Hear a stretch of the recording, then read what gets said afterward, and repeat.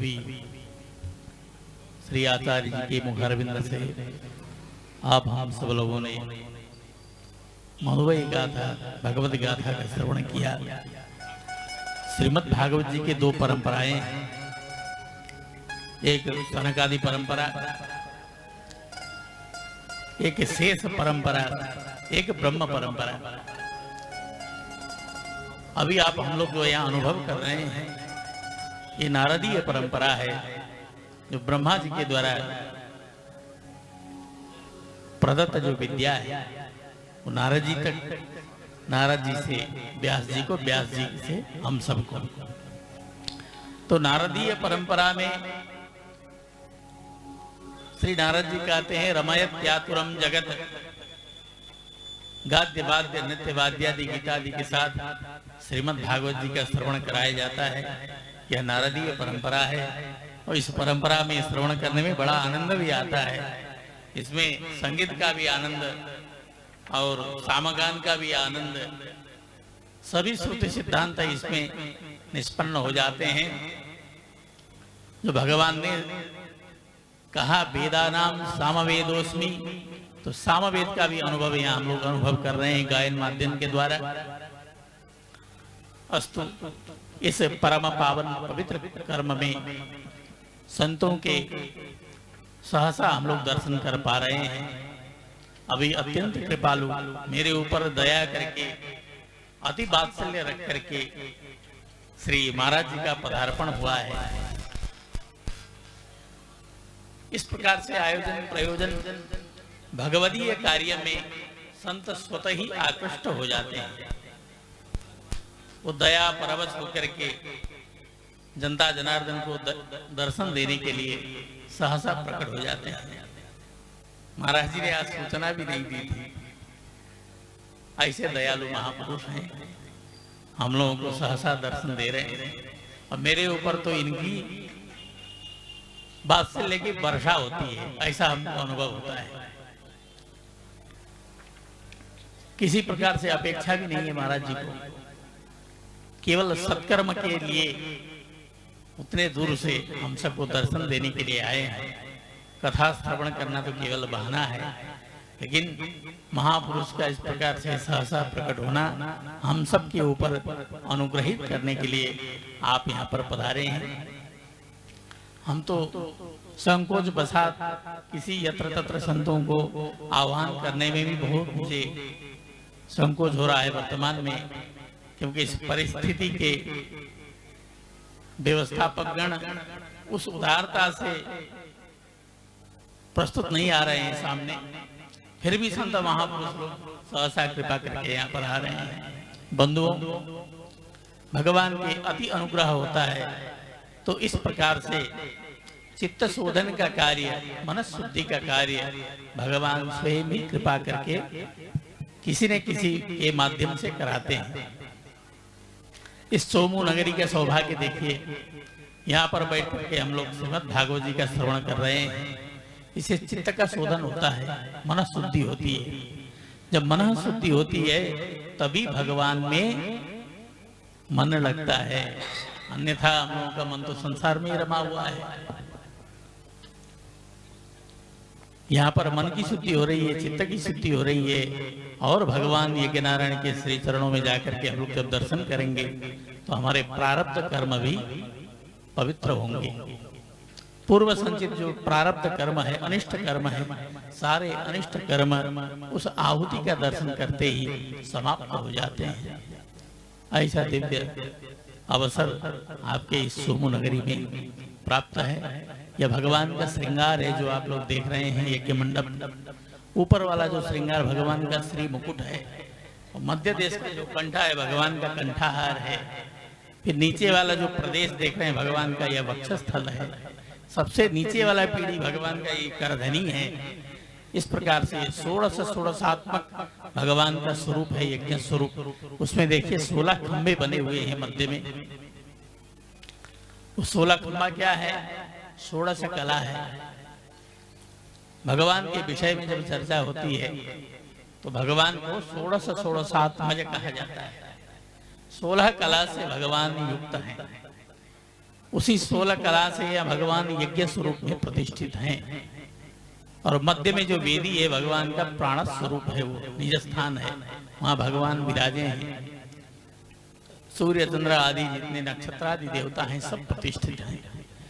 भारतवर्ष के ही नहीं पूरे ब्रह्मांड के तीर्थ यहाँ पर विराजमान है।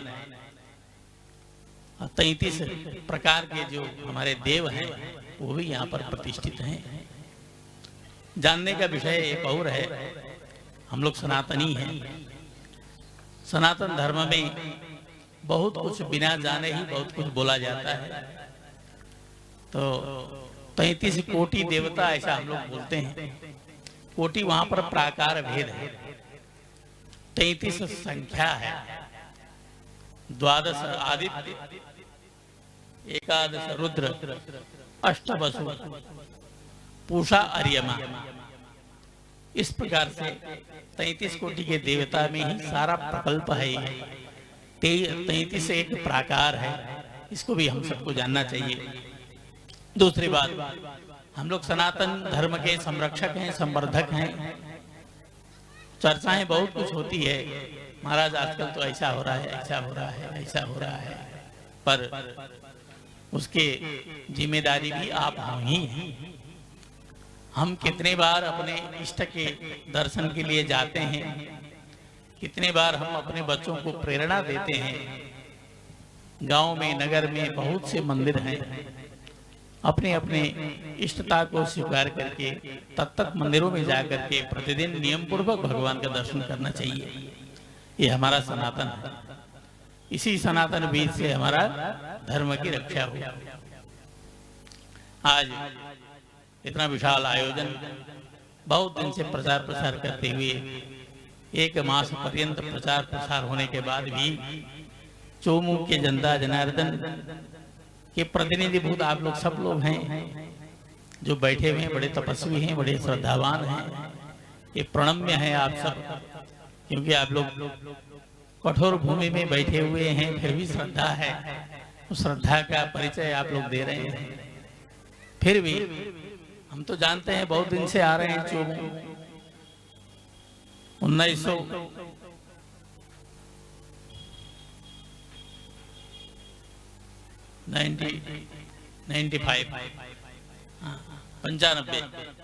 95 से हम लगातार आ रहे हैं। पर श्री महाराज जी तो वृंदावन से आए हैं।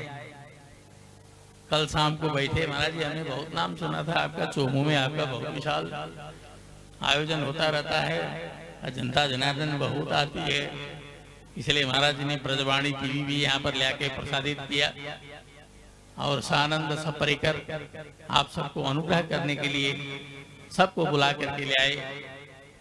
कह रहे थे महाराज जी आपकी जनता से तो ज्यादा हमारे ही परिकर हैं। हमने कहा कोई बात नहीं महाराज जी, भारतवर्ष के जितने प्रांत हैं उस प्रांत के एक एक प्रतिनिधि मान करके आप उनको श्रवण कराइए। और यज्ञ नारायण भगवान के सन्निधि में पूरे ब्रह्मांड के जनप्रतिनिधि करने वाले महानुभाव लोग हैं, उनको आप श्रवण कराएं। उसी आनंद पूर्वक उसी ठाट से सुनाइए जिस ठाट में, जिस तरंग में आप श्रवण कराते हैं। ऐसा दास ने निवेदन किया। आप सब लोगों का यह कर्तव्य बनता है कि अपने इष्ट मित्र बंधु बांधव को प्रबोधन करके, निवेदन करके भगवान के श्री चरणों तक यदि आप लोग पहुंचाते हैं तो उसका 10 गुणित पुण्य आपको प्राप्त होता है प्रेरणा देने से।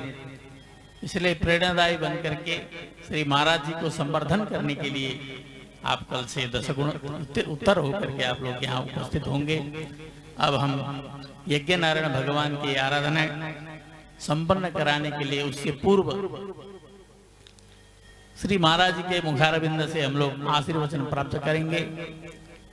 महाराज जी का आशीर्वचन होता रहेगा। उसी क्षण श्री जी के जो दीप प्रज्वलन की जो व्यवस्था की है व्यवस्थागण आचार्यगण, श्री जी को प्रज्वलित कर दें, क्योंकि संध्या काल हो चुका है। वे श्री जी से ही भगवान की भी आरती होती रहेगी और यहाँ श्रीमद् भागवत जी की भी आरती हम लोग दर्शन करेंगे। आज धन्य लक्ष्मी की आराधना है। यज्ञ में जाकर के पूर्णाहुति का दर्शन भी करेंगे हम लोग। धन धान्य समृद्धि के लिए कामना की प्रार्थना करेंगे भगवान से। भगवान कल्प वृक्ष हैं, वरद हस्त लेकर के यहाँ पर प्रतिष्ठित हैं। जो भी हम कामना करेंगे, कल्पना करेंगे, सब भगवान परिपूर्ण रूप से हम लोगों को प्रदान करेंगे।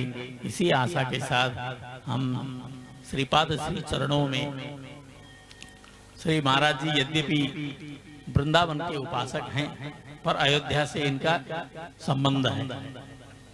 अयोध्या से क्या संबंध है? क्योंकि अयोध्या में जो हमारे श्री राम जी हैं,